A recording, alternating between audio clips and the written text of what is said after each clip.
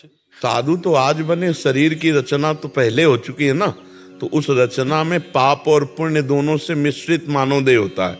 जो यातना देह होता है वो केवल पाप का होता है, जो देव देह होता है पुण्य का होता है, और जो मनुष्य देह होता है वो पाप पुण्य दोनों से मिश्रित होता है। तो आपके जन्म के पहले ही आपके शरीर में पूरे जीवन भर के लिए रख दिया गया है, इस समय ये पाप का फल आएगा और इस समय पुण्य का फल आएगा।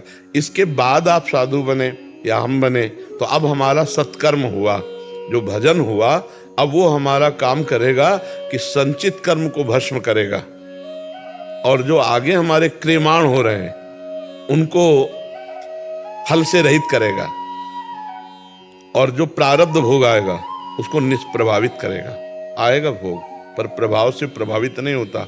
जो भगवत भक्त होता है या ज्ञानी होता है, प्रारब्ध भोग शरीर में आता है, उसे आनंद पूर्वक वो भोगता है, लेकिन भोगता बचा ही नहीं, इसलिए प्रभाव नहीं पड़ता। समझ रहे ना। तो शरीर की रचना तो साधु बनने के पहले हुई थी ना। तो पुरानी खेती का तो काम, हमारा जो खान पान है वो तो वही भोगना पड़ेगा पुरानी खेती का। अभी नई फसल है, अभी सच्चिदानंद फसल है, अब इसको आगे आनंद लीजिए वर्तमान में भगवदानंद से। बस हमको कभी भी विचलित नहीं होना किसी भी मान अपमान दुख सुख लाभ हानि में, यही हमारी साधुता है। और परिणाम हमारा तो हम ही है, परिणाम हमारा हम ही है, कोई और परिणाम नहीं है, हम ही परिणाम है। अपने आप को पहचान गया तो परिणाम में स्थित हो गया, अपने को भूला हुआ इसलिए परिणामों में भागा घूम रहा है।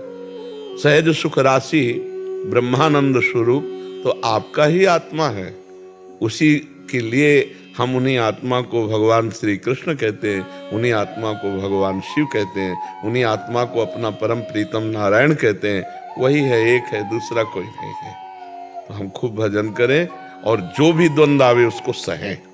सहत सहत बाढ़े भगति, और सहने से ही ज्ञान का प्रादुर्भाव होता है।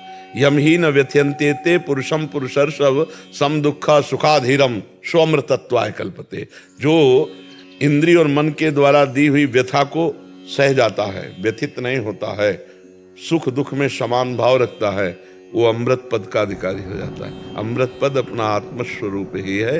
हम जो भगवान हैं, भक्ति में उन्हें हम भगवान कहते हैं, योग में उसे परमात्मा कहते हैं, और ज्ञान में उसे ब्रह्म कहते हैं। बात एक ही है, दूसरी नहीं है। मोहित जी